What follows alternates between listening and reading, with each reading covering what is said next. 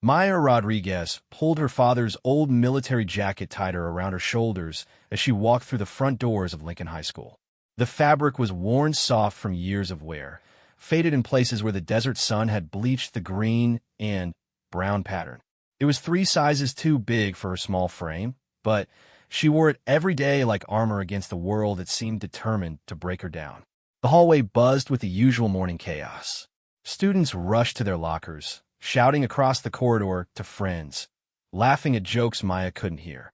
But as she passed, conversations quieted. Eyes followed her, fingers pointed. The familiar weight of judgment settled on her shoulders like a heavy blanket. "There goes Army girl again," Jessica Phillips whispered loud enough for Maya to hear. Her group of friends giggled, their perfectly styled hair bouncing as they shook their heads. "Does she sleep in those clothes?"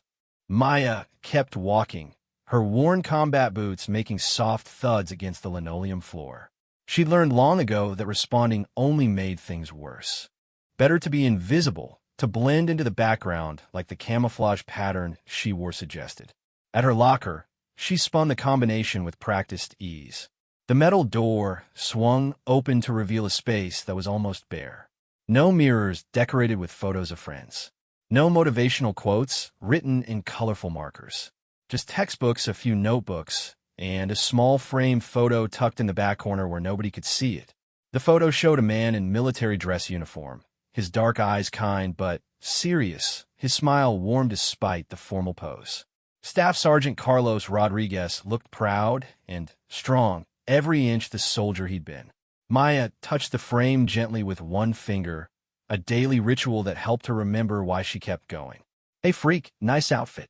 The voice belonged to Derek Mason, captain of the football team and Lincoln High's unofficial king of cruel comments. He leaned against the locker next to hers, his Letterman jacket pristine and his smile sharp as a knife. "You planning to invade something today? Maybe the cafeteria? I hear they're serving mystery meat again." His friends laughed, right on cue. Maya closed her locker door carefully and turned to face him. Derek was tall, probably 6 feet, with the kind of blonde hair and blue eyes that made teachers smile and girls giggle.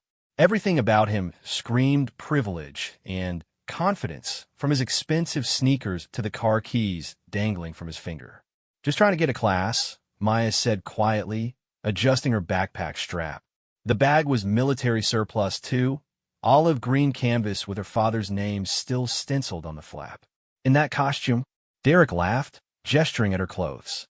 "What's the deal with you anyway? You some kind of army brat trying to relive Daddy's glory days?" The words hit harder than Derek could possibly know, but Maya kept her face blank. She'd perfected the art of showing nothing, feeling everything. "Something like that," she said, stepping around him. "Hey, I'm talking to you," Derek called after her, but Maya was already walking away. She'd learned that engaging with people like Derek only fed their need for drama. Better to disappear, to become background noise in their perfect little worlds. Her first period English class was a relief. Mrs. Patterson was one of the few teachers who treated Maya with basic human kindness, never making her feel like an outsider or a problem to be solved. The classroom was quiet except for the scratch of pencils on paper as students worked through a reading comprehension worksheet. Maya found herself reading the same paragraph 3 times, unable to concentrate. Her mind kept drifting to the conversation she'd had with her mother the night before. Elena Rodriguez had been unusually quiet during dinner, pushing food around her plate without really eating. When Maya asked if she was okay, her mother just smiled that sad smile she'd been wearing for 3 years and said everything was fine. But nothing had been fine since the day 2 soldiers in dress uniforms appeared at their front door with news that shattered their world.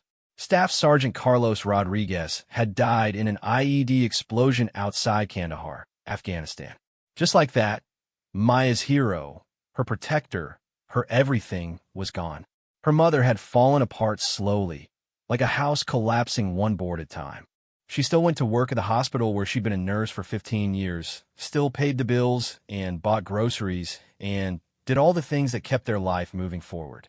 But the light in her eyes had dimmed, and the laughter that used to fill their house had been replaced by a silence so heavy it felt like drowning.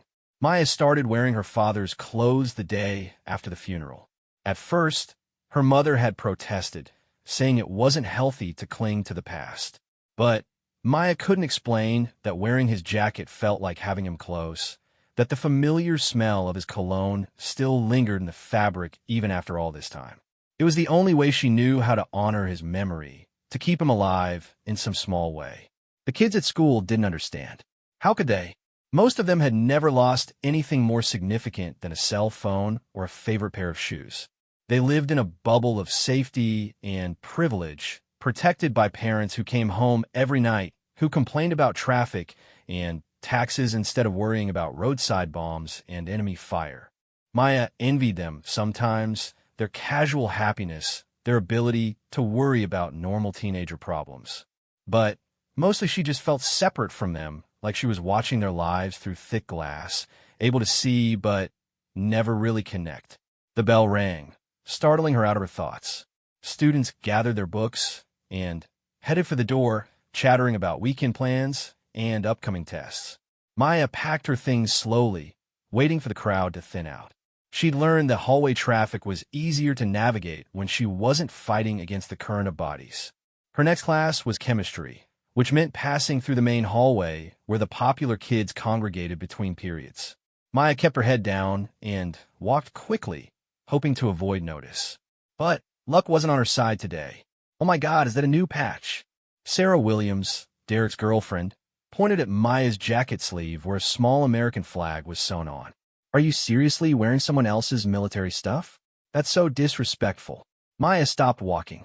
Her hands clenched into fists at her sides, but she kept her voice level. "It's not someone else's," she said quietly. "Right," Sarah laughed, tossing her perfect blonde hair over her shoulder. "Like you've ever been in the military. You're what, 16? Did you get that jacket at some army surplus store to look cool?" "Leave her alone, Sarah." The voice came from behind Maya, unexpected and warm.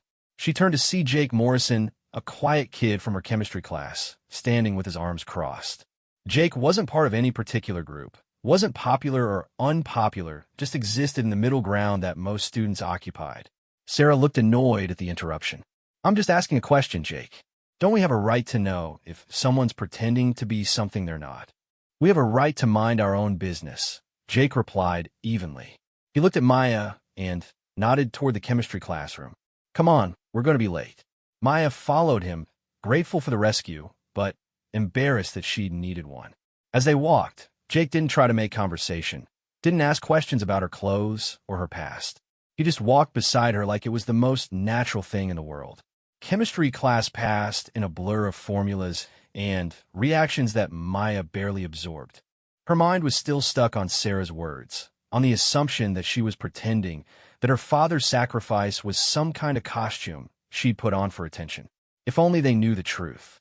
If only they understood what those clothes really meant, what they represented.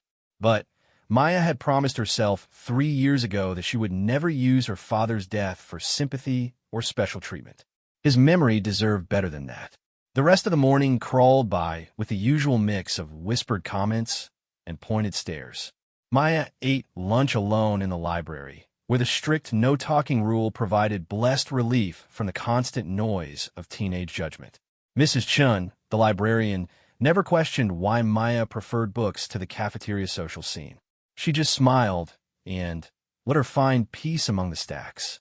Maya was returning a book to the biography section when she overheard 2 senior girls talking in low voices near the history shelves. "My dad says they're doing some kind of military thing at the school today," one of them whispered. "Like a ceremony or something. He worked for the district office and said they had to clear airspace." "Airspace? For what?" "I don't know, but it's happening during lunch. Something about honoring local heroes." Maya's heart skipped a beat. Military ceremony? Local heroes? She tried to tell herself it was just a coincidence, that it had nothing to do with her or her father. But a small voice in the back of her mind wondered if maybe, just maybe, someone had finally decided that Staff Sergeant Carlos Rodriguez deserved to be remembered. The afternoon seemed endless. Maya sat through history class, barely listening to Mr. Grant's lecture about World War II, her mind racing with possibilities. What kind of ceremony would require cleared airspace? who were the local heroes they planned to honor. By the time the final bell rang, Maya was practically vibrating with nervous energy. She packed her books slowly, watching through the classroom window as students poured out of the building, heading for buses and cars and after-school activities. Everything looked normal, exactly as it did every other day. Maybe the girls had been wrong. Maybe she'd misheard or misunderstood.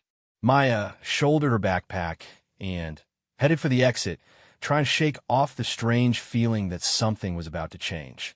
She was almost to the parking lot when she heard it, a distant thumping sound that seemed to come from the sky itself.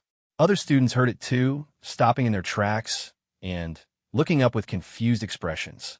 The sound grew louder, more distinct, until there was no mistaking what it was.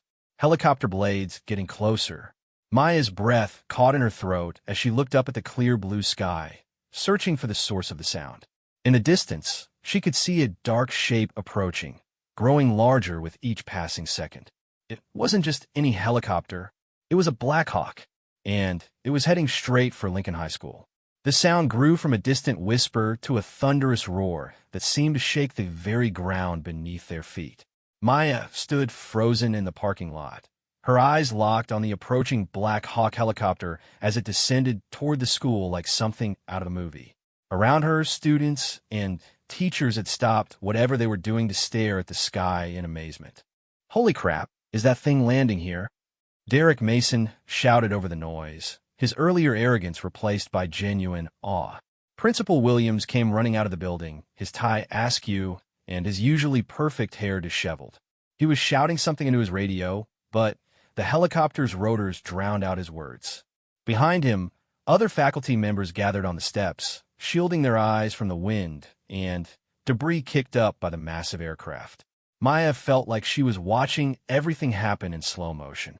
The Black Hawk circled the school once, its sleek military profile cutting through the afternoon sky with precision and power.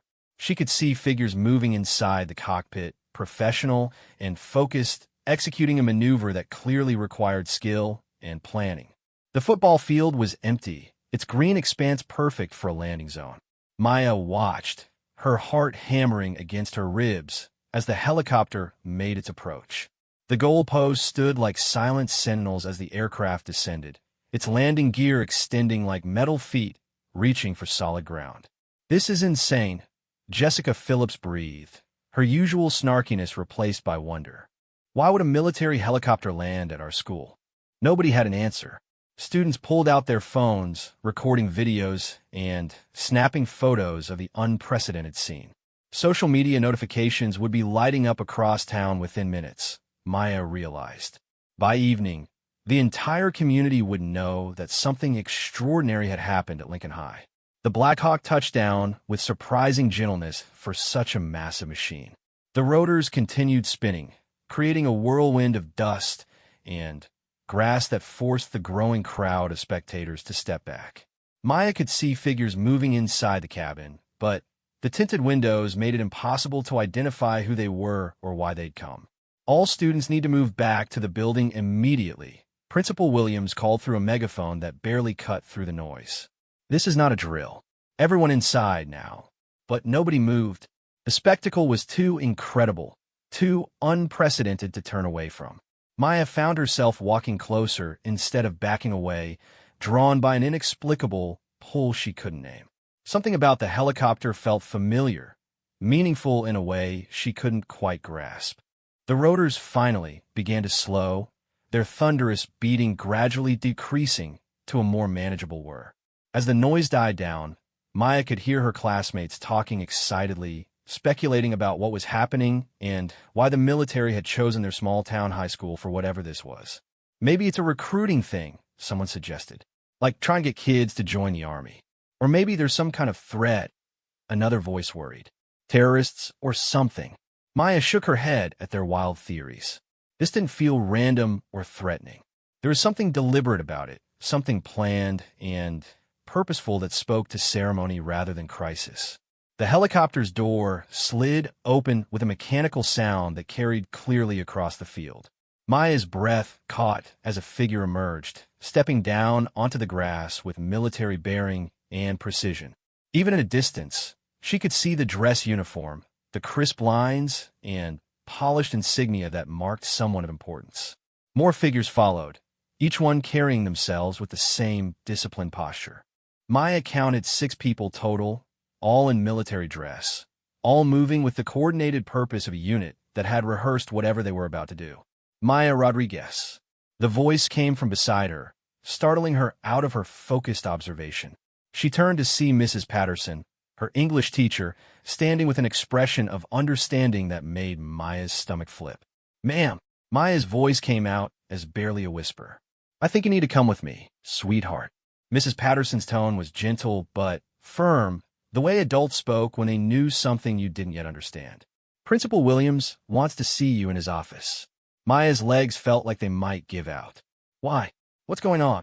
But even as she asked the question, part of her already knew. The timing wasn't a coincidence.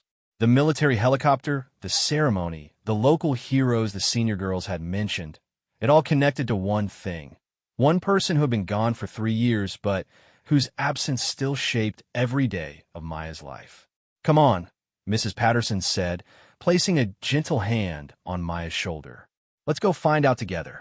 The walk back to the building felt surreal. Students parted to let them through, their attention split between Maya and the scene unfolding on the football field. She could feel their stares, could almost hear their thoughts as they began to piece together that somehow the weird girl in camouflage was connected to this extraordinary event. Principal Williams was waiting in the hallway outside his office. His usually stern expression softened with something that looked almost like reverence. With him stood a woman Maya didn't recognize, older, wearing a business suit and carrying herself with the confidence of someone accustomed to handling important matters. "Maya," Principal Williams said as they approached. "This is Colonel Sarah Mitchell from the Department of Veterans Affairs. She has something very important to discuss with you." Colonel Mitchell stepped forward, extending her hand. Her grip was firm, her eyes kind but serious. "Maya Rodriguez, it's an honor to meet you. I knew your father." The words hit Maya like a physical blow. She'd expected this, somehow known it was coming, but hearing it confirmed still stole the breath from her lungs. "You knew my dad?" "Staff Sergeant Carlos Rodriguez was under my command during his final deployment," Colonel Mitchell said quietly. "He was one of the finest soldiers I ever had the privilege to serve with. And today we're here to make sure his daughter and his community understand exactly what kind of man he was." Maya's eyes filled with tears she'd been holding back for 3 years. "I don't understand. What's happening?" "Your father was recommended for the Silver Star before his death," Colonel Mitchell explained. "The paperwork got lost in the bureaucracy, delayed by red tape and administrative errors. It took us 3 years to sort out, but last month, the award was finally approved. Today, we're here to present it to his family." The world seemed to tilt on its axis. Silver Star. Maya knew what that meant. Her father had been obsessed with military history, had taught her about medals and honors and the courage they represented. The Silver Star was given for gallantry in action against an enemy of the United States, for bravery that went above and beyond the call of duty. "He saved 12 people," Colonel Mitchell continued. "When that IED went off, your father's convoy was trapped in an ambush. He could have stayed in cover, waited for backup.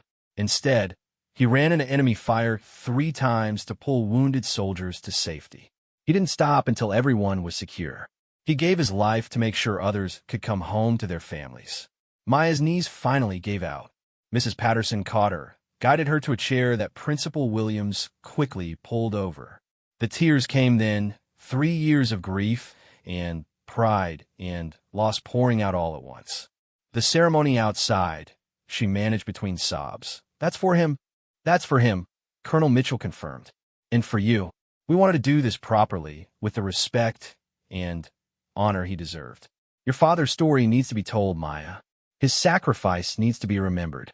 Through the office windows, Maya could see the crowd of students and faculty gathering on the far side of the football field, kept at a respectful distance by school security, but clearly fascinated by the proceedings. The soldiers from the helicopter had formed up in a neat line, their uniforms pristine in the afternoon sunlight. "There's something else," Colonel Mitchell said gently. "We've been trying to reach your mother, but She's not answering her phone at work or at home. Do you know where she might be? Maya wiped her eyes with the sleeve of her father's jacket. She's probably at the hospital. She's a nurse there. She doesn't like to take personal calls during her shift. We'd like her to be here for this, if possible. This honor belongs to both of you. Principal Williams stepped forward. I can have someone drive to the hospital, bring her back if she's willing to come. Maya nodded, not trusting her voice. The idea of her mother seeing this, of finally getting the recognition that her father's sacrifice deserved, felt overwhelming and wonderful and terrifying all at once. Maya, Colonel Mitchell said, kneeling down so they were at eye level. I want you to know that your father talked about you constantly. He carried your picture everywhere, showed it to anyone who would look. He was so proud of you, so determined to come home and see you graduate, walk you down the aisle someday. Everything he did over there, he did because he wanted to make the world safer for you. More tears came, but they felt different now. Clean somehow. Healing. He would be incredibly proud of the young woman you've become, the colonel continued, wearing his uniform, keeping his memory alive. You've been honoring him every day for 3 years, Maya. Today, we're going to honor him the way he deserved from the beginning. Outside, Maya could see more vehicles arriving. News vans with satellite dishes, official-looking cars with government plates. Word was spreading beyond the school, drawing attention from across the region. Her father's story was about to become public knowledge, his sacrifice finally getting the recognition it merited. Are you ready? Colonel Mitchell asked gently. We'd like you to be part of the ceremony. You don't have to say anything if you don't want to, but we think it's important for people to see you, to understand that heroes leave behind families who carry on their legacy. Maya looked down at her father's jacket, at the patches and insignia he'd earned through years of dedicated service. She thought about all the mornings she'd put on his clothes like armor, all the cruel comments she'd endured, all the times she'd felt alone and misunderstood. Today, she wouldn't be alone. Today, the whole world would understand. I'm ready, she said, standing up on shaking legs. Let's go honor my dad. The walk to the football field felt like the longest journey of Maya's life. With each step, she became more aware of the eyes on her, the whispered conversations that followed in her wake. Students who had ignored her or mocked her for 3 years now watched with expressions ranging from curiosity to dawning understanding. Colonel Mitchell walked beside her, a steady presence that helped Maya keep moving forward even as her legs felt like they might give out at any moment. Behind them, Principal Williams spoke quietly into his radio, coordinating with security to manage the growing crowd of spectators and media personnel. As they approached the field, Maya could see that the ceremony preparations were more elaborate than she'd initially realized. The soldiers from the helicopter had been joined by others who must have arrived in the government vehicles she'd noticed. A small platform had been set up near the 50-yard line, draped with an American flag that moved gently in the afternoon breeze. Maya, the voice cut through the general noise, familiar and desperately needed. Maya turned to see her mother running across the parking lot, still wearing her hospital scrubs, her dark hair escaping from its neat ponytail. Elena Rodriguez looked exactly like Maya had felt all day, overwhelmed, confused, and on the verge of tears. Mija, her mother gasped as she reached them, pulling Maya into a fierce hug that smelled like antiseptic and the vanilla perfume she'd worn for as long as Maya could remember. What's happening? They said something about your father, about an award. Colonel Mitchell stepped forward respectfully. Mrs. Rodriguez, I'm Colonel Sarah Mitchell. I served with your husband during his final deployment. I'm here to present him with the Silver Star, which should have been awarded 3 years ago. Elena Rodriguez went completely still in Maya's arms. When she pulled back, her face was pale except for 2 bright spots of color on her cheeks. The Silver Star? For Carlos. For extraordinary gallantry in action, Colonel Mitchell confirmed. Your husband saved 12 lives before making the ultimate sacrifice. His heroism deserves to be recognized, and his family deserves to know exactly what kind of man he was. Maya watched her mother's face cycle through emotions, shock, grief, pride, and something else that looked almost like relief. For 3 years, Elena Rodriguez had carried the weight of her husband's death largely alone, supporting Maya while dealing with her own crushing loss. Now, suddenly, The world was acknowledging that Carlos Rodriguez hadn't just died. He had died a hero.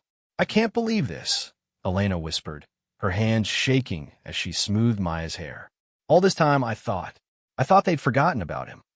"Never," Colonel Mitchell said firmly. "The military doesn't forget its heroes, Mrs. Rodriguez. Sometimes bureaucracy gets in the way, but the truth always comes out eventually." Maya looked around at the gathering crowd and felt a mixture of pride and anxiety. Students who had never spoken to her were now staring openly, their expressions shifting as they began to understand the significance of what was happening. Teachers who had viewed her as a troubled kid with behavioral issues were reassessing everything they thought they knew about her situation. Near the edge of the crowd, she spotted Derek Mason standing with his group of football teammates. For the first time since she'd known him, Derek looked uncertain, almost uncomfortable. The smirk he usually wore was nowhere to be seen, replaced by something that might have been respect or possibly guilt. "Ladies and gentlemen," Principal Williams' voice echoed across the field through a portable microphone system. "We're gathered here today for an extraordinary and long overdue ceremony. 3 years ago, our community lost a hero, though we didn't know it at the time. Staff Sergeant Carlos Rodriguez made the ultimate sacrifice while serving our country in Afghanistan, and today we finally have the opportunity to honor his memory properly." The crowd quieted, even the most restless students settling down as they realized they were witnessing something significant. Maya felt her mother's hand find hers, their fingers intertwining in a grip that anchored her to the moment. "I'd like to introduce Colonel Sarah Mitchell from the Department of Veterans Affairs, who will be presenting the Silver Star to Staff Sergeant Rodriguez's family." Colonel Mitchell stepped to the microphone with military precision. Her voice carried clearly across the field, strong and clear despite the emotion Maya could see in her eyes. "Staff Sergeant Carlos Rodriguez was the kind of soldier every commander hopes to serve with," she began. "Professional, dedicated, and utterly selfless in his commitment to his fellow troops. On March 15th, 3 years ago, Sergeant Rodriguez's convoy was ambushed while conducting a humanitarian mission outside Kandahar." Maya closed her eyes, trying not to imagine the scene the colonel was describing. She'd always known the basics of how her father died, but hearing the details spoken aloud made it real in a way that felt both necessary and painful. When the improvised explosive device detonated, it damaged 2 vehicles and left multiple soldiers wounded and trapped under enemy fire. The tactical situation called for the unit to establish a defensive perimeter and wait for air support. Sergeant Rodriguez chose a different path. The colonel paused, letting her words sink in. Around the field, the crowd was completely silent, hanging on every word. 3 times, Sergeant Rodriguez left the safety of cover to run through active gunfire and extract wounded soldiers. The first time, he pulled out Corporal James Wright, who had suffered severe leg injuries. The second time, he carried Private Lisa Chun to safety after she was knocked unconscious by the blast. The third time, he went back for Sergeant Mike Torres, who was pinned under debris. Maya felt tears running down her cheeks, but she didn't wipe them away. Pride and grief warred in her chest as she listened to the story of her father's final moments. By the time Sergeant Rodriguez reached Torres, enemy fire had intensified. He successfully freed his fellow soldier and was carrying him toward the perimeter when a second IED exploded. Both men were killed instantly, but not before Sergeant Rodriguez had ensured that 12 members of his unit would make it home to their families. The silence stretched across the field like a physical presence. Maya could see people in the crowd wiping their eyes. Students who moments before had been checking their phones now completely absorbed in the story of a man most of them had never heard of until today. The Silver Star is awarded for gallantry in action against an enemy of the United States, Colonel Mitchell continued. It recognizes behavior that goes beyond the call of duty, courage that saves lives at the ultimate cost. Staff Sergeant Carlos Rodriguez embodied everything this medal represents. Colonel Mitchell stepped back from the microphone and gestured toward Maya and her mother. "Mrs. Rodriguez, Maya, would you please join me?" Maya's legs felt like jelly, but somehow she managed to walk across the grass toward the platform.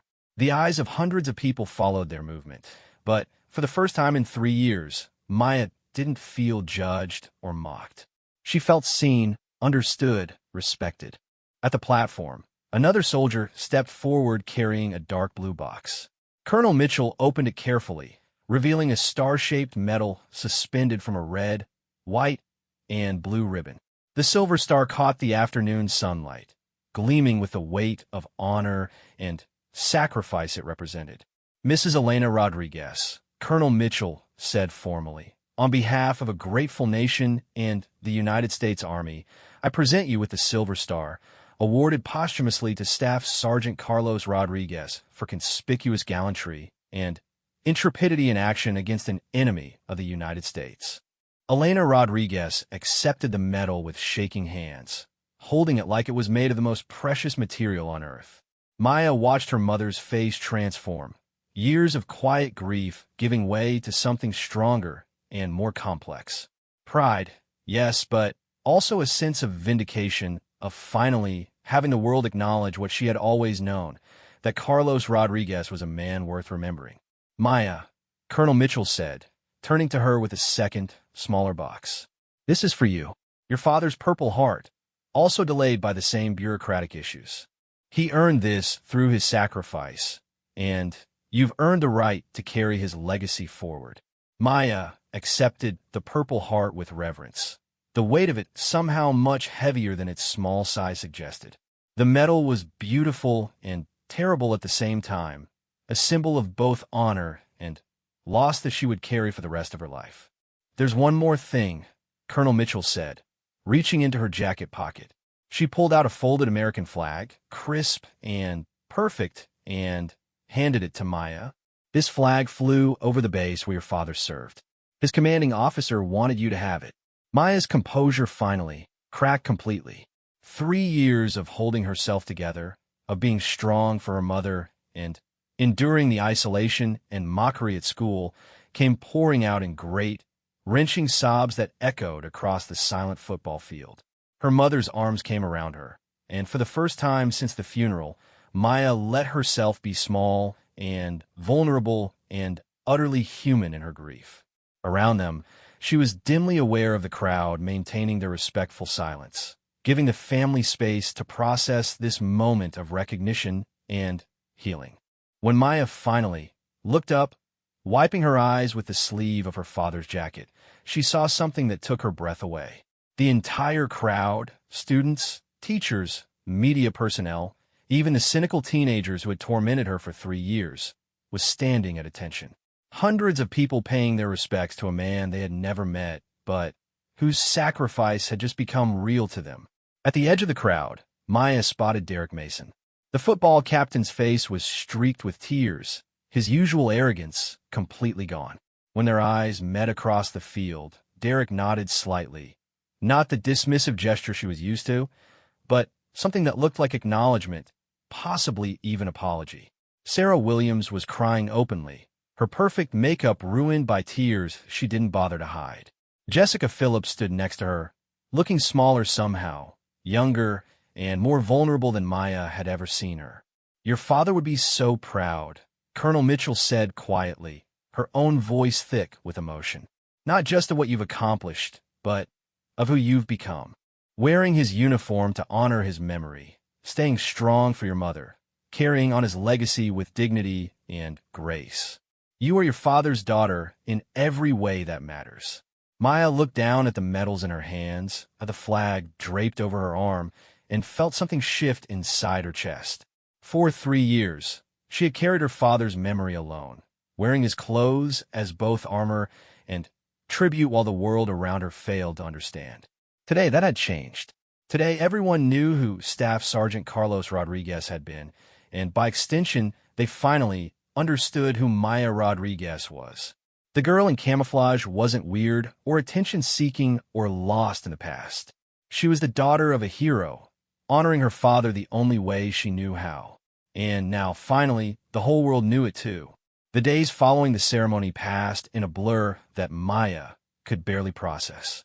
What had started as an ordinary Tuesday had become a turning point that rippled through every aspect of her life at Lincoln High School. The girl who had been invisible for 3 years suddenly found herself at the center of attention she never wanted and respect she'd always craved. By Wednesday morning, videos of the ceremony were everywhere. Social media exploded with shares, comments, and reactions from people across the country who had been moved by the story of Staff Sergeant Carlos Rodriguez and his daughter. Maya's phone, which rarely received more than a few texts from her mother, was now constantly buzzing with notifications from classmates, news outlets, and complete strangers who wanted to express their support. The hallway outside her locker looked different now. Instead of the usual clusters of students who whispered and pointed, there was a respectful space around her, as if people understood that she deserved privacy to process what had happened. When she opened her locker, she found letters and cards that had been slipped through the vents, handwritten notes from classmates she'd never spoken to, expressing condolences for her father's death and admiration for her strength. Maya. The voice was tentative, uncertain. Maya turned to see Jessica Phillips standing nearby, looking nothing like the confident girl who had mocked her just days earlier. Jessica's usually perfect appearance was subdued, her makeup lighter, her expression vulnerable. "I wanted to say something," Jessica continued when Maya didn't respond. "About what I said before, about your jacket, about thinking you were just trying to be different.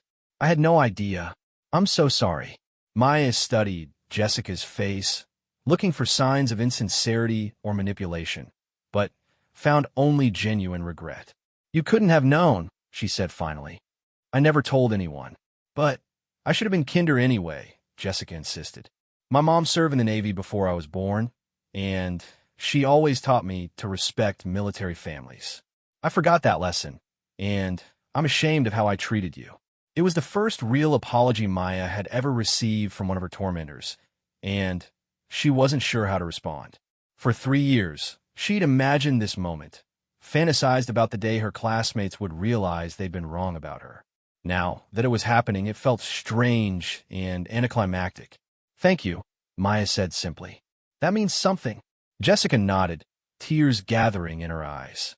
"If there's anything I can do, anything at all, please let me know. I want to make this right."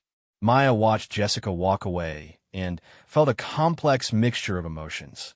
Relief, certainly, that the daily harassment might finally end, but also a kind of sadness for the time that had been lost, the connections that might have been made if people had just taken the time to see past the surface.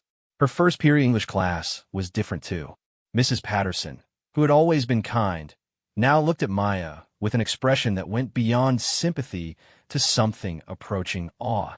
When Maya took her seat, she noticed that several classmates nodded or smiled at her. Small gestures, but revolutionary compared to the indifference or hostility she was used to. "Before we begin today's lesson," Mrs. Patterson said as the bell rang, "I want to address something. Many of you have seen the news coverage about Maya and her father. I think it's important that we take a moment to reflect on what we've learned." Maya felt her cheeks burn with embarrassment. She'd hoped to get through the day without being singled out, but she should have known that was impossible. Maya has been wearing her father's military uniform to school for 3 years. Mrs. Patterson continued, "Some of you may have wondered why, or even made assumptions about her choices. Now we know that every day she was honoring a hero who gave his life to save others. That takes courage, not just the courage her father showed in Afghanistan, but the courage Maya has shown in carrying his memory despite facing misunderstanding and even cruelty." The classroom was completely silent.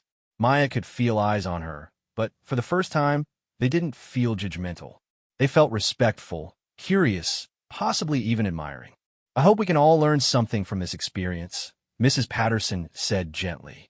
"About the importance of kindness, about not judging what we don't understand, and about the fact that everyone we meet is fighting battles we can't see." Maya made it through the class without crying, which felt like a victory.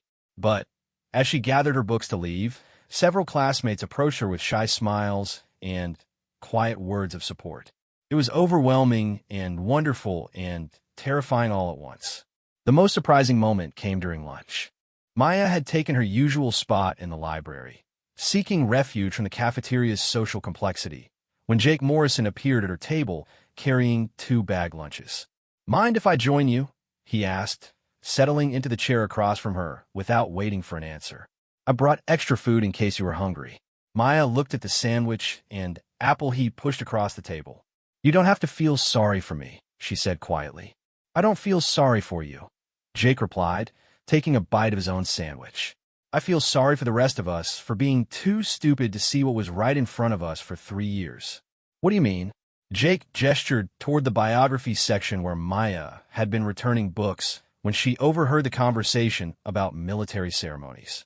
"You've been reading about military history since freshman year. Always checking out books about World War II, Vietnam, Afghanistan. I work here part-time shelving books, so I noticed.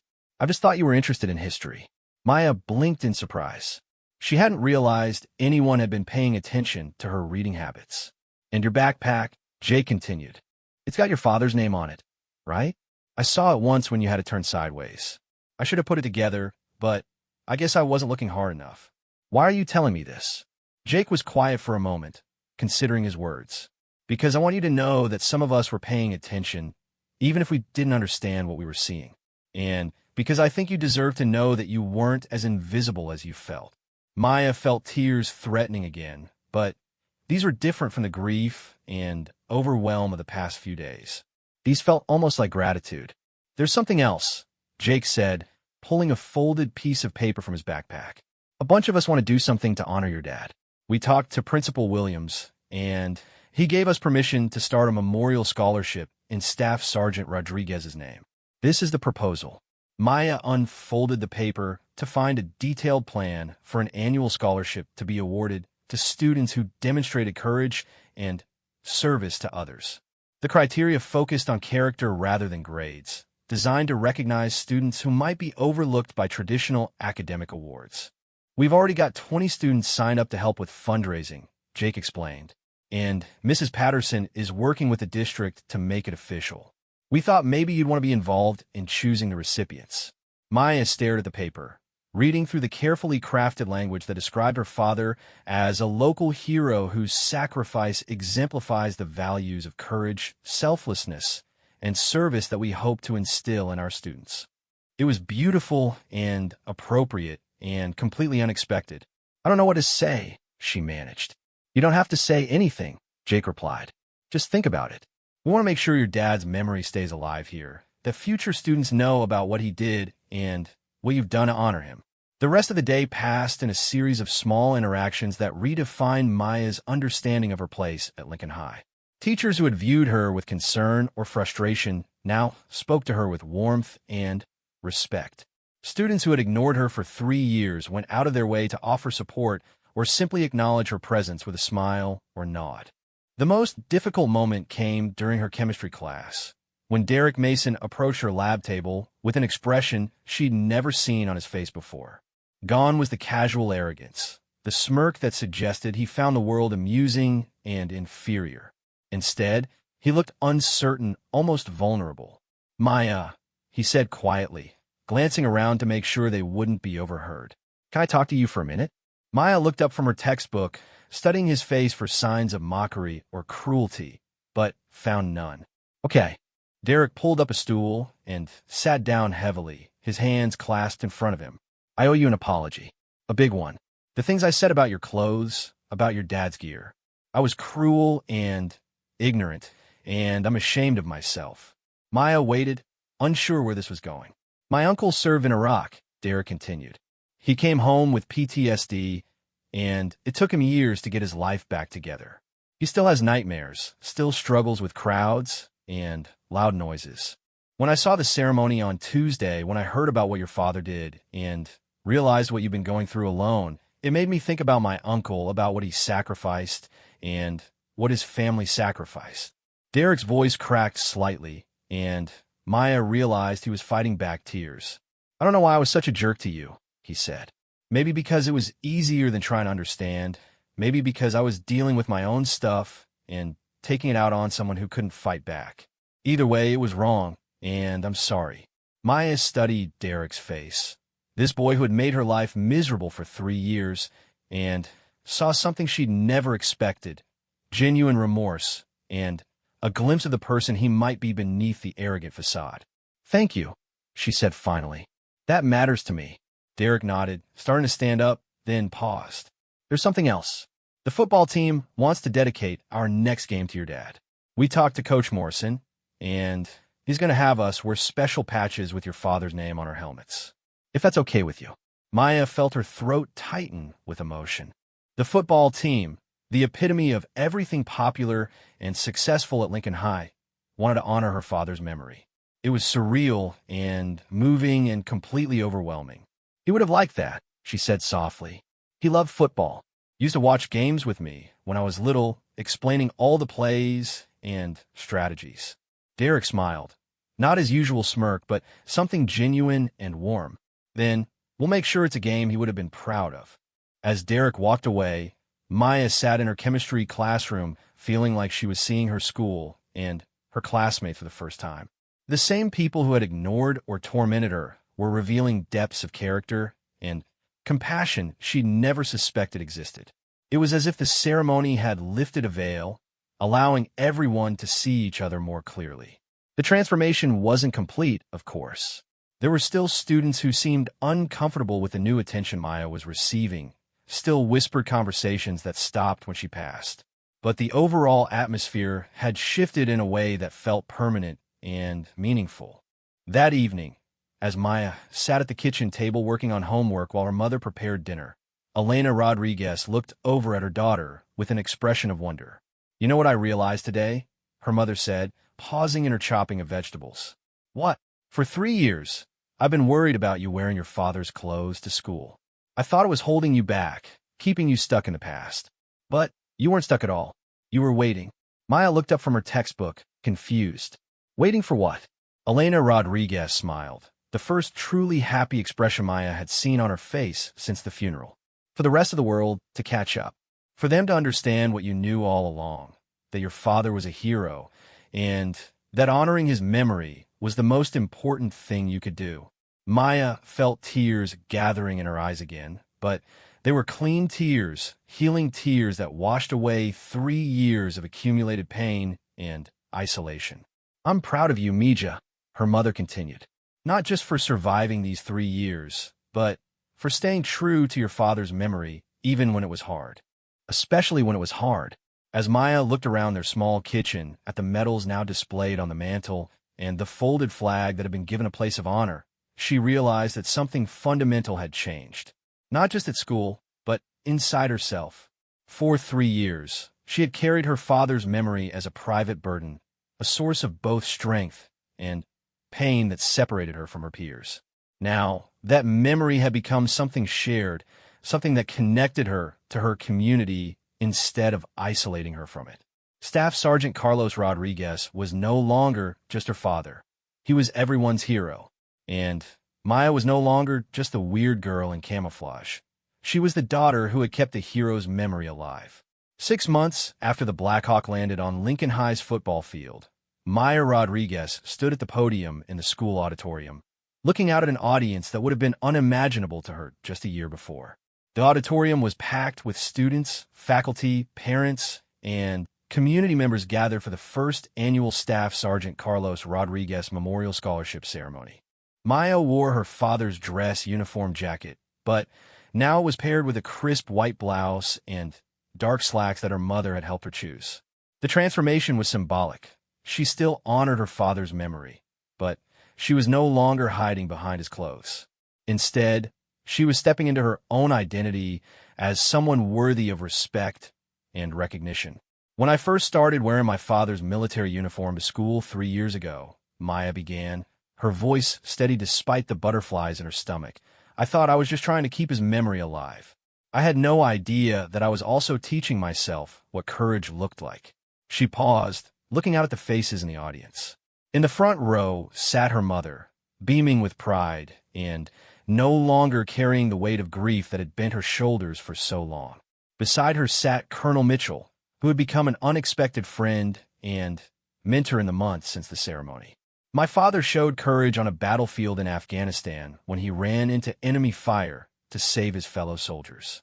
But I learned that courage comes in many forms. Sometimes it's wearing clothes that make you different when everyone around you wants to fit in. Sometimes it's standing alone when it would be easier to disappear. And sometimes it's letting people see who you really are, even when you're afraid they won't like what they find. Maya's eyes found Derek Mason in the third row, sitting with several other football players who had become unlikely allies over the past months. The team's dedication game had been one of the most moving experiences of Maya's life. Watching these boys who had once tormented her run onto the field wearing patches honoring her father's sacrifice. The scholarship we're presenting today isn't just about academic achievement, Maya continued. It's about recognizing the kind of courage that my father showed, the willingness to put others before yourself, to stand up for what's right even when it's difficult. She looked down at her notes, but found she didn't need them anymore. The words came from her heart, from 3 years of pain and growth that had led her to this moment. This year's recipient exemplifies everything this scholarship represents. Jake Morrison has spent the past 4 years quietly helping other students who were struggling, tutoring kids who couldn't afford private help, and volunteering at the Veterans Center every weekend. He never asked for recognition or praise. He just saw people who needed help and decided to do something about it. The applause was thunderous as Jake stood up, his face flushed with surprise and emotion. Maya smiled at him, remembering the day he'd first sat with her in a library, the simple act of kindness that had meant more than he could possibly know. Jake, would you please come forward to receive the First Staff Sergeant Carlos Rodriguez Memorial Scholarship? As Jake made his way to the stage, Maya reflected on how much had changed since that Tuesday, when everything shifted. The scholarship fund had grown beyond anyone's expectations, with donations coming in from across the country as news of Staff Sergeant Rodriguez's story spread. Local businesses had contributed, veterans organizations had offered support, and even some of Maya's former tormentors had organized fundraisers. But the financial success of the scholarship was only part of the story. The real transformation had been the culture of Lincoln High itself. The school that had once felt hostile and isolating had become a place where differences were celebrated rather than mocked, where students looked out for each other instead of tearing each other down. Maya Rodriguez has taught us all something important this year, Principal Williams said as he took the podium after the scholarship presentation. She's shown us that heroism isn't just about dramatic moments on distant battlefields. It's about the quiet courage to honor your principles every single day, even when the world doesn't understand. Maya felt her cheeks warm with embarrassment, but also with pride. The girl who had once tried to disappear into the background was learning to accept praise and recognition as her due, which is why I'm pleased to announce that Maya has been selected as this year's recipient of the State Student Leadership Award. Principal Williams continued. She'll be representing Lincoln High at the state capitol next month, where she'll address the legislature about the importance of supporting military families. The applause erupted again, and Maya felt her knees go weak with shock. She'd heard about the State Student Leadership Award, but had never imagined she could be considered for such an honor. Students who received the award were typically class presidents or honor society leaders, not girls who ate lunch alone in the library. Maya's story reminds us that leadership isn't about popularity or perfect grades. Principal Williams said, it's about integrity, courage, and the willingness to stand for something important even when you're standing alone. After the ceremony, Maya found herself surrounded by well-wishers and congratulations. It was overwhelming, but wonderful, a stark contrast to the isolation she'd experienced for so long. As the crowd thinned out, she noticed a familiar figure hanging back near the auditorium doors. Sarah Williams approached hesitantly, her designer clothes and perfect makeup unable to hide the uncertainty in her eyes. Sarah had been one of the cruelest voices in Maya's past, leading the chorus of mockery that had made her school days miserable. Maya, Sarah said quietly when she reached her. I know I'm probably the last person you want to talk to, but I wanted to say something. Maya waited, curious about what Sarah could possibly want to tell her.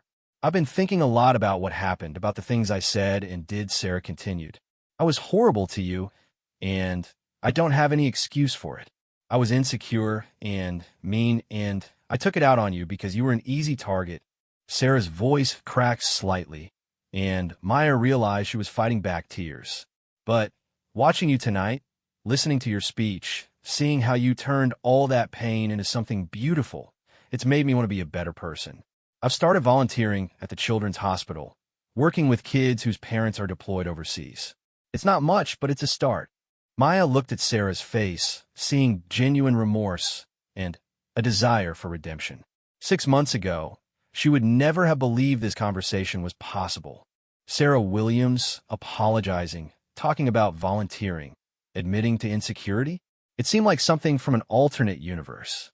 That's really great, Sarah, Maya said sincerely. Those kids are lucky to have someone who understands what they're going through. I don't think I'll ever understand it the way you do, Sarah replied. But I'm trying to learn.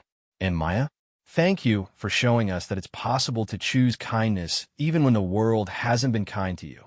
As Sarah walked away, Maya felt another piece of her old pain dissolve. Forgiveness, she was learning, wasn't just about letting go of anger.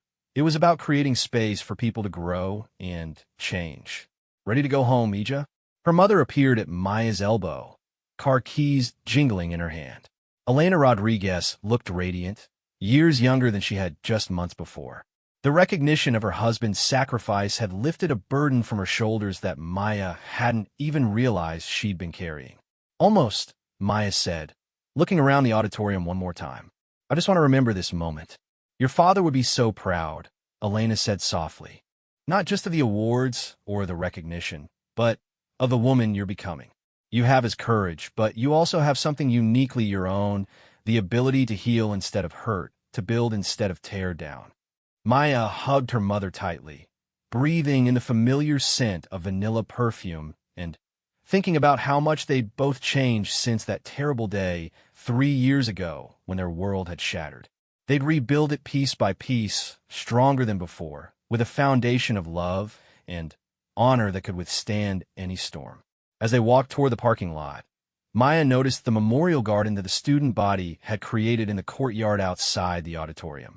A small plaque marked the spot where a young oak tree had been planted in Staff Sergeant Rodriguez's honor. The tree was still small, but it was growing steadily, its roots growing deeper with each passing season.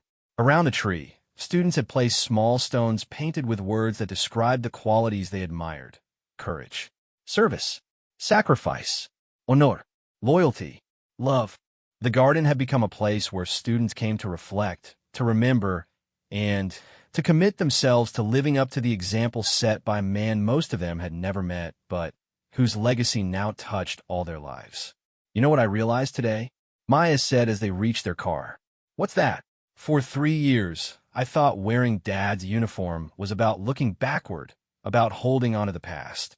But it was really about looking forward. It was preparation for becoming someone worthy of his sacrifice. Elena Rodriguez smiled, the expression lighting up her entire face. You've always been worthy of his sacrifice, Mija. You just needed the rest of the world to catch up. As they drove home through the familiar streets of their small town, Maya thought about the journey that had brought her to this moment. 3 years ago, she'd been a broken girl trying to honor her father's memory while surviving the cruelty of her peers. Tonight, she was a young woman who had transformed pain into purpose, isolation into leadership, and mockery into respect. The girl in camouflage was still there, still honoring her father's memory with every choice she made. But now she was so much more. She was a scholarship recipient, a student leader, a symbol of resilience and grace. She was living proof that heroes come in all shapes and sizes, that courage can be found in the most unexpected places, and that sometimes the person everyone overlooks turns out to be the one who changes everything. Maya Rodriguez had learned to fly not by escaping her past, but by transforming it into wings that could carry her toward a future her father would have been proud to see. And in doing so, she taught an entire community that the most powerful way to honor a hero's memory isn't to grieve forever, but to live in a way that makes their sacrifice meaningful. Staff Sergeant Carlos Rodriguez had died saving 12 people on a battlefield in Afghanistan. His daughter had saved countless others by showing them what it meant to choose courage over comfort, kindness over cruelty, and hope over despair. The legacy lived on, stronger and more beautiful than ever, carried forward by a girl who had refused to let the world break her spirit. In the end, that might be the most heroic thing of all.